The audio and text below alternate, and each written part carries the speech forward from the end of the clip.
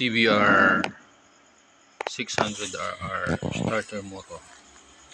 Ito yung old one, defective dahil although gumagana, ang problema lang dito pag mainit na yung makina hindi na mag-start, puro click sound lang. Ang cause nito kasi is the armature overheated windings, so we replace it with a new one.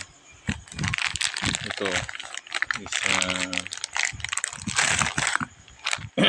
same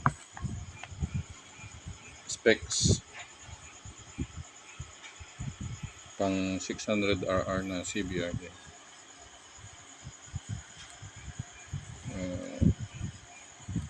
Same gear kit, then yung same yung mounting brackets. Okay, we will install it.